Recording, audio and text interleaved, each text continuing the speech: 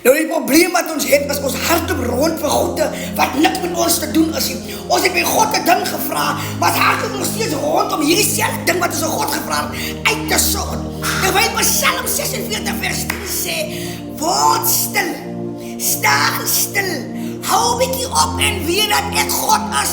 Hokkai, hou vas, ek is God, laat ek my ding doen.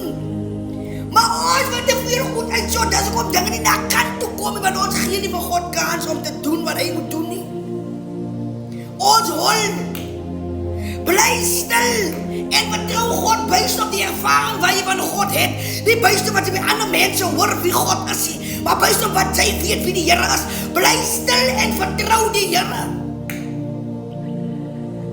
Ons doen ons eie goed, ons vraag by die Here, ek niet 1, 2, 3, maar dan vraag jy nog steeds by dinges en dinges vir 1, 2, 3, hey, wie is God dan? Dat ons ons eie goed te maak en hoe seer maak ons vir God, dat ons sê ons vertrou hom, maar ons het nie die aksie om het te bewys, dat ons vertrou hom, hoe seer maak ons nie God. Hoe seer maak ons nie. Ons sê dan, Here, ek vertrou U, maar ons maak nog steeds ons eie planne.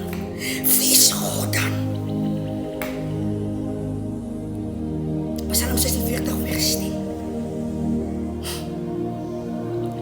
Weer die Here God is, bly bietjie stil, raak stil, staan stil, wees net alles wat te doen is met stil, wees stil, drink sommer stil, hotte op, dat jy jou mond kan hou as het gaat werk.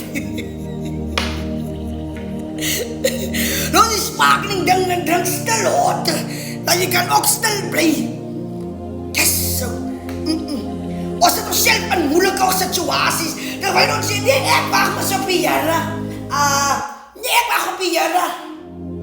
Stuur jy net so'n lang dik briewe vir iemand, weet jy, asseblief vir my 20 rand, weet jy, want ek wacht nog om my UIF, en weet jy, ek het al die 3 dokumente gevra, en ek het nou dit geupload, en toe vooral achterna my man se wil, ek het dit ook deurgestuur, so ek wacht nog, die goed gaat nie klaar kom aan nie, want te veel mense weet jou bezigheid, jy het al klaar gebad het op geld, wat jy in jou hand in het nie, op goed, jy het klaar plannen gemaakt, wat jy nog eens gesien het, dat kan nie loskom nie, want jou mondje loop de oor van sê, goed sê, dat God die goed te doen.